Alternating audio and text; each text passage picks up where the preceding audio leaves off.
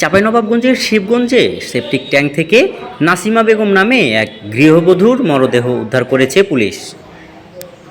বুধবার সকালে উপজেলার মোনাকষা ইউনিয়নের রানীনগর হঠাৎপাড়ার নিজের বাড়ির সেপটিক ট্যাঙ্ক থেকে তার মরদেহ উদ্ধার করা হয়।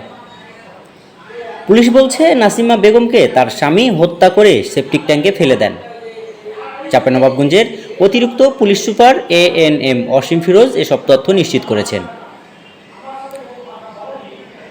অতিরিক্ত পুলিশ সুপার ANM অসীম ফিরোজ বলেন, সকালে খবর পেয়ে শিবগঞ্জ থানা পুলিশ ঘটনাস্থলে গিয়ে নাসিমা বেগমের মরদেহ উদ্ধার করে।